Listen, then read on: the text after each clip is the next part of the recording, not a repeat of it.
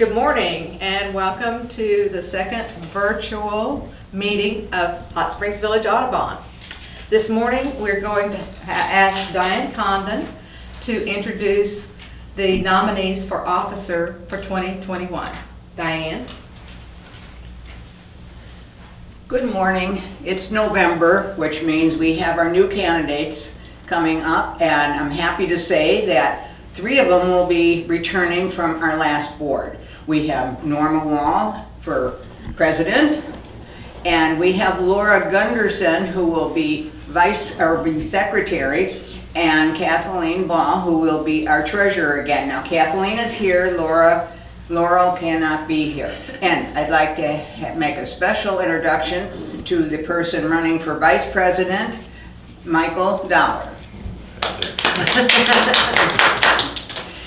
The elections will be taken online because we'll have a virtual meeting again in December. There'll be more info coming on how you can elect this board. There will be a private ballot, so to speak, but if you don't like the people running for the board, you can say no, but you have to elect somebody for that position. Okay, thank you.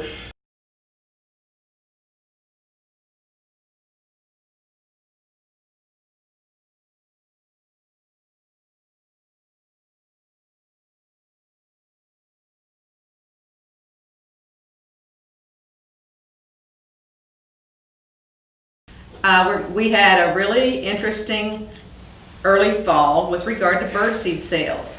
And our good friend Harry is going to tell us how we did. It was touch and go there for a while, guys. Hi folks. Well, I'm here to thank you for the support you gave us in our fall birdseed sale. It was a record sales for this time of the year. We had a total, as you can see on this slide, a total sale of $6,412. And thanks to you, we had 71 customers that participated in this sale. And the total pounds of bird seed to feed our village birds was 3,350 pounds. So we ought to be fattening up these birds over the winter. So again, all the thanks go to you, the supporters of HSV Audubon. I would also like to take this opportunity at this time to give special kudos to Wayne Crone. Wayne goes above and beyond the duty of the job. He not only processes all of our orders, enters them, coordinates it with our supplier, and then has it delivered to his home garage for distribution. Customer service, customer satisfaction is of the highest priority. And we have a lot of fun doing it.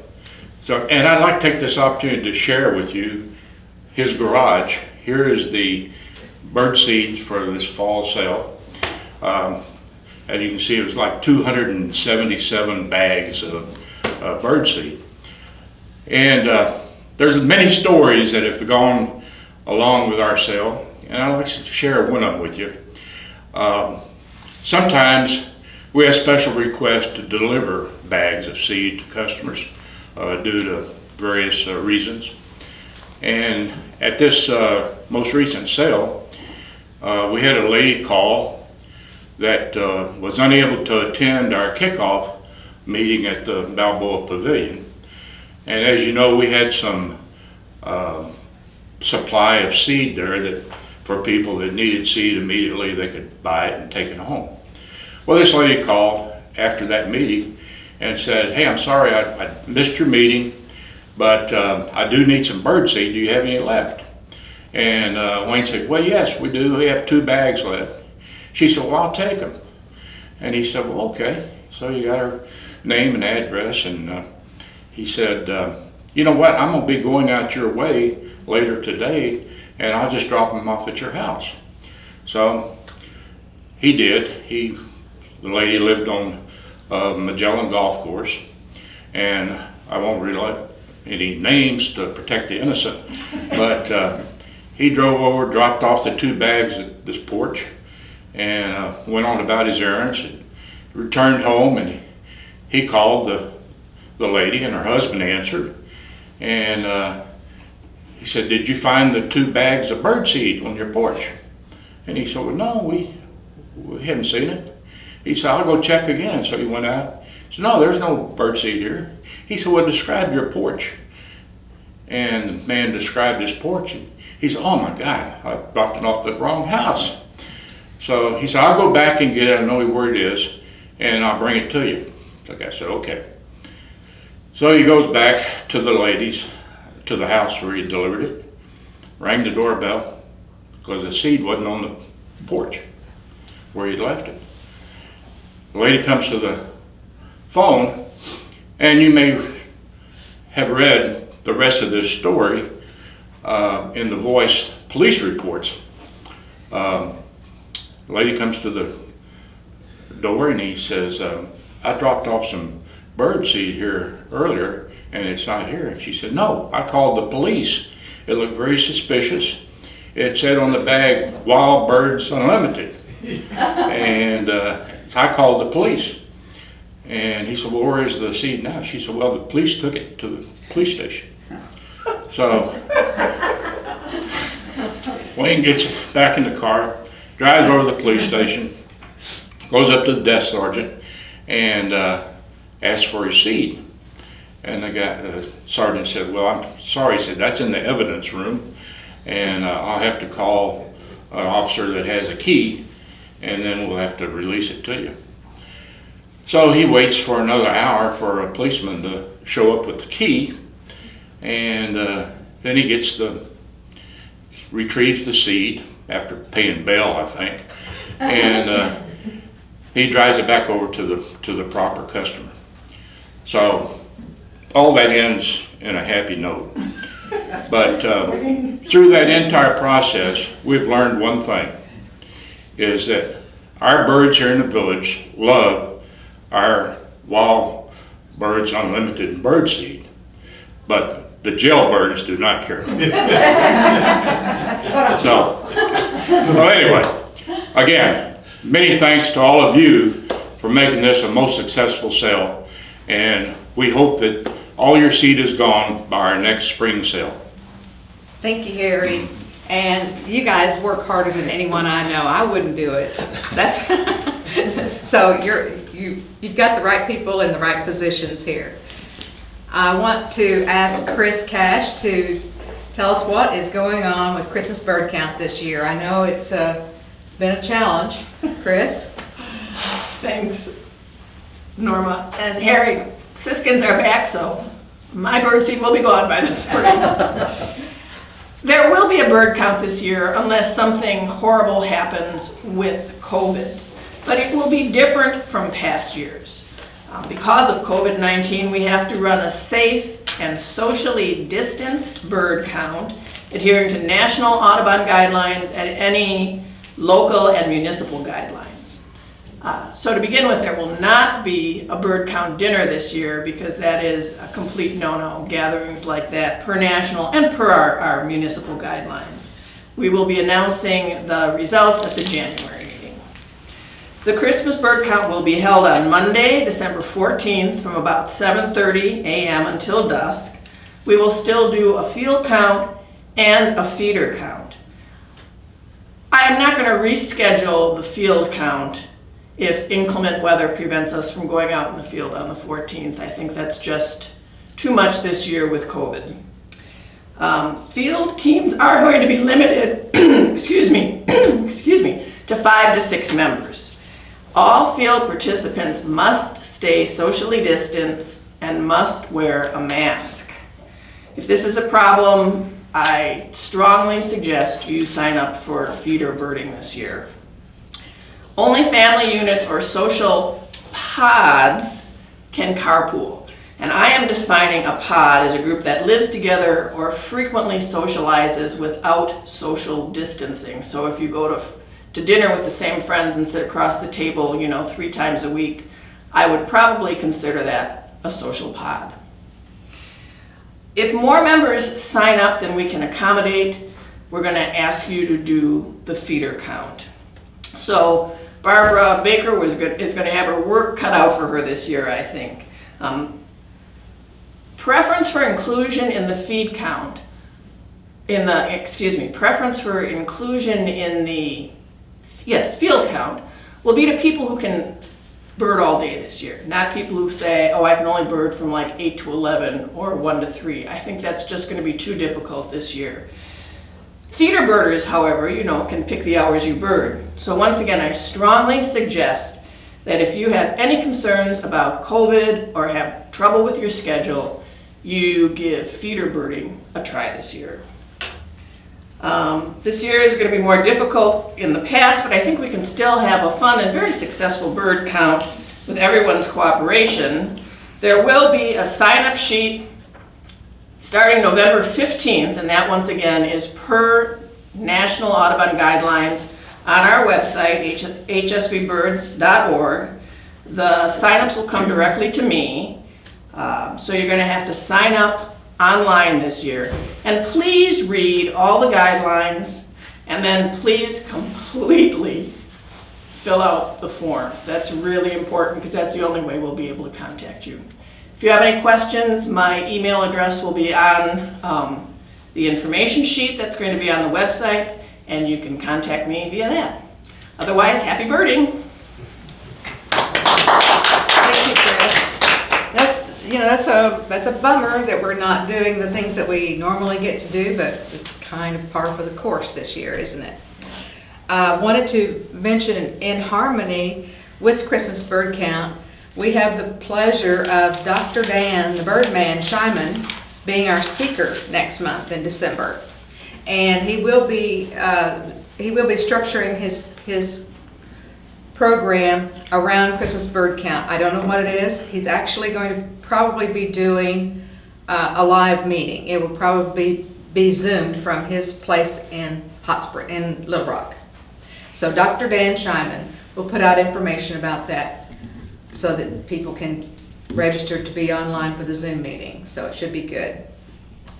Now I'm going to introduce our speaker for today, who have pre-recorded this for us, thankfully. It's a lovely pre-recorded program. Vic and Sharon Prislipsky, who actually both grew up in Western Pennsylvania. Here's a little summary about them. Both of them graduated from the University of Pittsburgh, but their careers took them to Michigan for 30 years as in the field of education. That says a lot right there. They've lived in Hot Springs since 2009. For Sharon, she became interested in photography the first time she picked up a little Brownie, that little Kodak Brownie camera when she was 12. So she was hooked from that point on. And certainly her work reflects a long interest in the detail. Vic became interested after college when he started doing some microphotography on insects and wildflowers, which probably accounts for why we get such great pictures from him now. They've won numerous awards in the Gulf State regions and in international exhibitions. They consider themselves primarily nature photographers, although their focus is on subjects that they deeply care about, and their goal is to share their enthusiasm for those subjects with everyone who wants to look. And they have a vision and compassion for the natural world. So right now, we're going to join Vic and Sharon at Beaver Dam Trail. Here we go. Good morning again. This virtual meeting stuff, it's a pain in a lot of ways, but it's also amazing in some other ways. As you know, just a few moments ago, I was at an Audubon meeting, and now I'm here at Beaver Dam Trail with Sharon, one of our favorite trails in the village, particularly this time of the year. Today we have for you a approximately 20-minute slide presentation for your pleasure. Before we get to that, Sharon and I would like to talk to you a little bit about our photography and some of the images that you are about to see. Henry David Thoreau said that what you look at is not important. What's important is what you see. And we've learned that that's really important in photography. We have to notice details that we never saw before we got into photography, and we have to look at the world in a different way. You know, it's a really beautiful world, and we're really lucky to live here in Hot Springs Village, where there's beauty all around us. How many times have you been driving through the village and seen an incredibly gorgeous scene? Maybe it's a landscape, maybe it's a sunset, maybe it's a sunrise, and you've stopped, and with your cell phone or your point and shoot camera, you've taken a snapshot of that. Beauty is all around us, but what our goal is to go beyond the snapshot. We are trying to make an emotional connection with what we're photographing, and we're trying to tell you a story and make you feel what we felt when we saw that particular thing. We moved here, 12 years ago? And the first two organizations that we joined were Audubon and then the Hot Springs Village Camera Club. Although they're different in many ways, there's one important way that they're really alike. And that is, if you want to be a good photographer, if you want to be a good bird watcher, you have to refine how you look at things. The looking versus the seeing. Let me give you a birding example. A small brown bird is on your feeder. If you've been to the birding workshops that we do here at Audubon, you've learned to think what family is that bird. And if it's a small brown bird, you're probably thinking, well, that's a sparrow. You may be right. But how do you know for sure? And there's lots of kinds of sparrows. So how do you narrow that down? So this is where you really have to see. Now, taking that and applying it to photography, we really have to see what it is we want to photograph. For example, if you're looking at a landscape, you have to notice the details. You have to think about what it is in that particular landscape that caused you to stop and take a second look, that caused you to feel something or make some kind of a connection with it. And you have to think about how you're going to communicate that to people who look at your pictures. One of the things we have to consider is what we're going to put in the image, what we're going to leave out. We have to think about the quantity and the quality of light, because essentially as photographers we're painting with light. Now, you might look at some of our pictures and you might say, I've seen that many times, and that's not exactly how it looked when I saw it. So what we want to leave you with is that we consider ourselves photographic artists, not documentary photographers, and we're trying to show you a vision of how we see the world, and we hope that that is enjoyable for you. Before we go on to the slideshow, I want to give a thanks to Norma and the Audubon board for allowing us to share our passion with you. I need to really thank Sharon, because she's the one who put the slideshow together. And we have to give a shout out to Larry Wilson, because he's the guy who knows how to take this and get it up there on a cloud somewhere. So hope you enjoy the slideshow.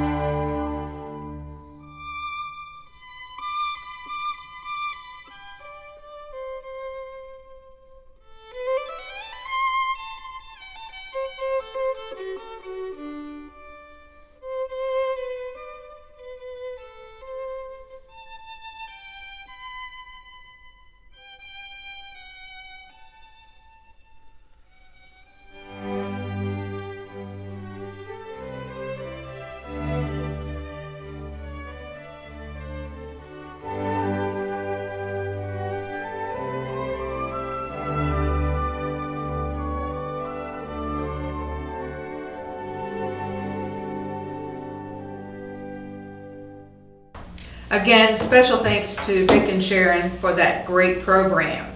And a reminder to everyone, our next meeting is going to be December the 10th, Thursday, December the 10th, and Dr. Dan, the Birdman Shyman, will be our guest speaker.